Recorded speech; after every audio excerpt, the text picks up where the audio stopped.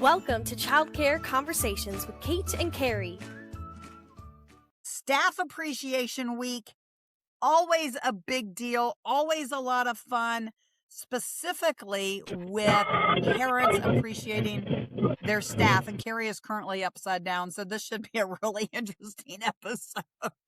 But what we wanted to do today is to talk about why Staff Appreciation Week does not work when you're trying to retain your staff. So Staff Appreciation Week does not equal staff retention. Carrie, I know that you had some, what I'm going to call very good economical ways to appreciate your staff when you had multiple locations. Because if you're listening to this and you're starting to do the math of how many staff you have, and we're telling you that you have to do it more than just once a year, I'm going to have you start there, because I think that a lot of us get stuck on staff appreciation equals something that might look like a gift. Now, our last episode, we actually talked about the importance of acknowledging, recognizing, sharing, appreciating at the moment, right? When it was happening, or at least that same day. And so today I want us to kind of kick that up a notch on what staff appreciation all year round can look like on a budget. So one of the things that I think leads, I was great at staff retention, and I didn't necessarily know at the time what I was doing that made it so different, because everybody else was saying, I can't keep people past 6 months, blah, blah. And I'm like, why can't you keep people 15 years? I got people been with me 15 years. And I think a big part of it was the fact that letting people know that I valued them as entire people was not a thing that was done once or twice a year. It wasn't like we're doing the holiday party and then in the spring we do teacher appreciation, and the rest of the year I don't talk to you. Or I only talk to you when you've done a dumb thing. And everybody does dumb things. So I'm going to talk to everybody, because everybody's going to do a dumb thing at some time. But things that I did were buying things when they were on sale, and not just physical things, experiences. One of my favorites, and, I didn't know when I first started doing this as much about how the whales were treated at SeaWorld, but I'm going to use my SeaWorld example anyway. We're going to pretend that blackfish didn't happen and that the whales aren't sometimes treated poorly by SeaWorld. But SeaWorld has historically had massive Black Friday sales. And so you could get you could get 4 season passes for the price of 1 season pass. And I was like, yes, give me that. Even though SeaWorld was an hour and a half, 2 hours away from where my staff lived, I would get coupons for free 8x10 enlargements from, CVS, Walgreens. I would get experiences for I live in Austin, and so we have South by Southwest. We have Austin City Limits Festival. We have a lot of festivals. Austin likes a festival. And so saying, hey, I'm giving you Friday afternoon off so that you can go to this event that's coordinated with one of the festivals. And then people were like, oh, my God, how did you know I liked XYZ band?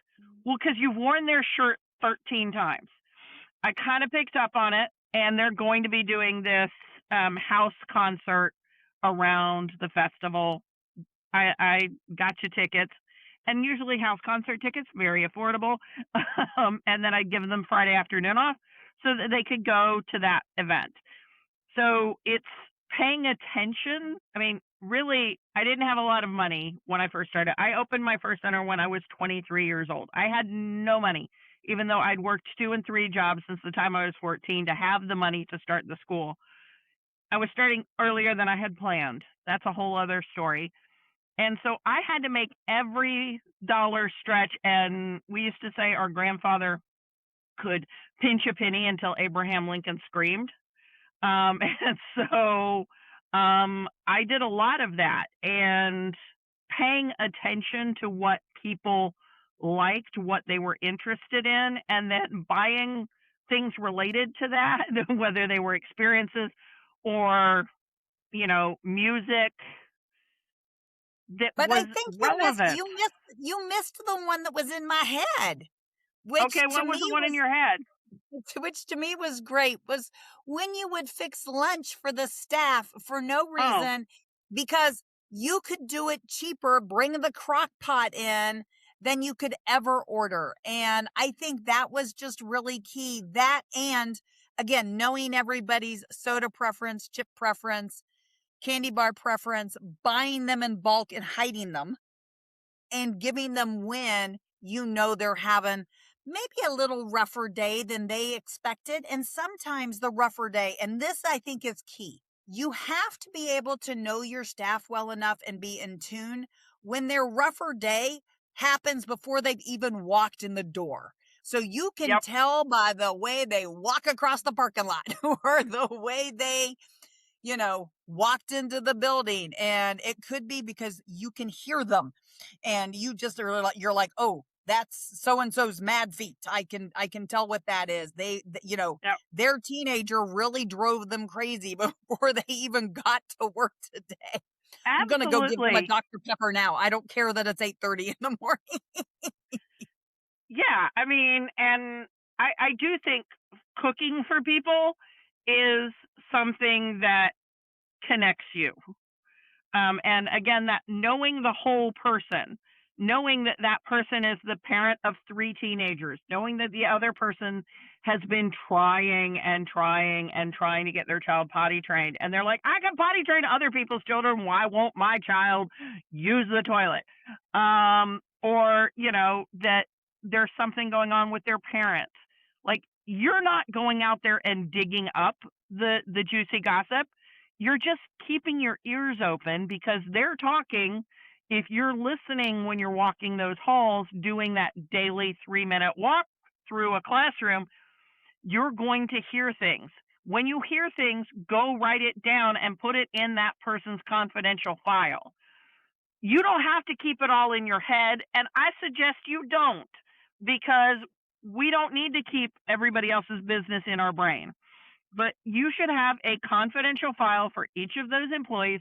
Go back into the office, type it into their confidential file, and go, Susan's mother-in-law is coming to visit XYZ time. Make sure that I give her some extra time off. Or make sure I give her overtime, whichever one Susan needs. I was I don't know about what to say, I'm Susan like, needs. great. Some Susans are going to need time off. Some Susans are going to need to work more. But by just going in and putting that in, and then you can make a calendar alert reminding you the day before Susan's mother-in-law is going to come for a visit.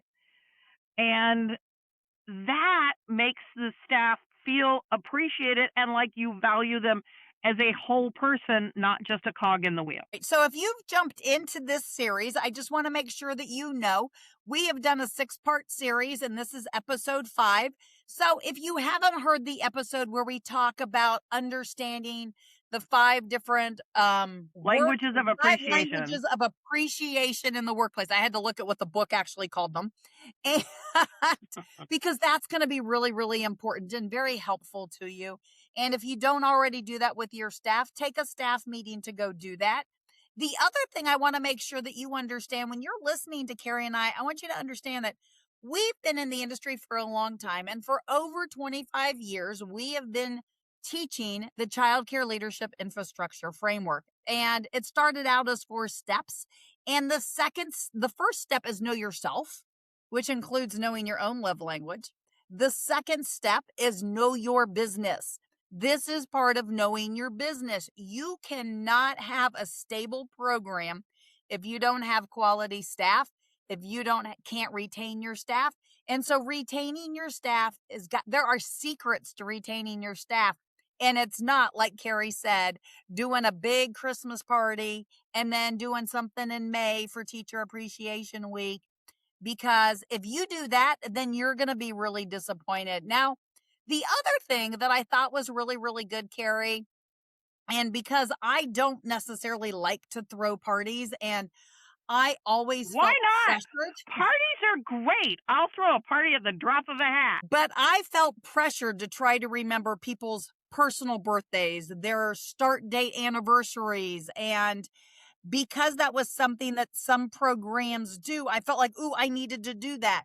But it didn't fit me and my culture at my program. So think about the culture of your program. So again, retention is going to happen more based on the culture of your program. And so if your staff get together once a month to go do fun things, maybe they're karaokeing once a month or they're doing Top Golf, that doesn't mean that you have to be involved. It means you can do, as Carrie said, find somebody on staff who loves to throw a party, make them the party princess, give them a budget so that they don't have to come and ask your permission to do it. And let them be in charge of, you might even have the queen of culture. You might have different roles because maybe somebody is the birthday queen and somebody is the anniversary queen and somebody is the, hey, we're going to get down and party queen. The get down and party queen does not mean that you have to do it, and you should not necessarily attend. And that's probably its own episode. And maybe that'll be outside of the staff appreciation series. Again, we say queen and princess because 98% of the people in the industry identify as female. We're not discounting people who have other, that are guys or, gender nonconforming. That is not what we're saying. What we're saying is 98% of us are female. And so that's why we use queen and princess. So if you need to use prince and or something that doesn't have a gender, I'm okay with that. You got a party person. You have a party person who their job, and again, if they plan something once a month, give them a little bonus for taking that time to plan it. It doesn't mean it has to be a raise. Give them a little bonus for planning the activity. If that's something that you think they need. Now, not every person who is given that task is going to feel the need for a little. They're not doing it for that reason. They're doing it because they love their coworkers. They want everybody to feel liked and appreciated. Now, Carrie, a few years ago with COVID, people had some extra money and people used to do exorbitant gifts and huge events and parties. And we know that some programs have gone from over the top to almost nothing without having that conversation with their staff. And the staff are a little resentful, right? Like the staff have now expected those big holiday bonuses or the big fancy dinners. What would you say to an owner right now who's listening, who's like, ooh, that stung because they know that's them? What would you encourage them to do over the course of the next, 3 to 6 months? Because in 6 months, we're going to start getting back into that holiday season. So what can they do over the next 3 to 6 months to maybe get back on the good side of their staff who have this expectation? Conversations. Like, I'm looking at Kate like she's a crazy person because I don't see why this is a question. To me, the question is that we be, the expectation is to be open and honest and say, we did this because this money had to be spent in a certain time frame, and I wanted to spend the money on you. The federal government is no longer giving me thousands of dollars that I need to spend, and so I don't have that to spend on you. So if we're doing something to build our community, to celebrate what we got done this year, what we've accomplished for the children, for the school, for the community, what would you like to do as that celebration? And, get all kinds of brainstorming ideas from all kinds of people, and then have the whole team who showed up to that meeting, not all the team, everybody who showed up, to then vote on which, pick 2 ideas for them to vote on. They vote and pick the 2 highest vote getting ideas. That took way more words than it should have. And then have the party person and a couple other people noodle on it and figure out which one is going to be the most viable. Because if one of the ideas was that we're all going to go skydiving and you have 4 people who are deathly afraid of heights, that is not a viable option, and it might not be monetarily anyway. But That's what I was thinking. I was like, boy, Carrie, you must have you picked an expensive example. my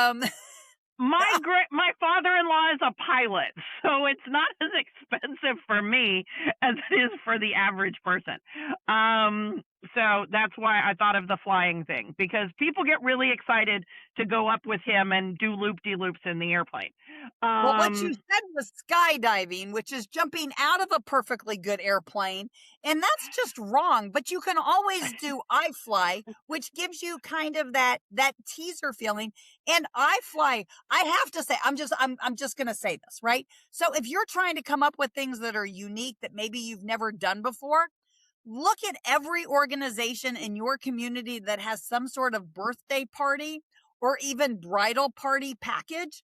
Because even a kid's birthday party, if you do it for a bunch of 20, 30, and 40-year-olds, it's still going to be fun. Yeah, I did a movie theater birthday party recently.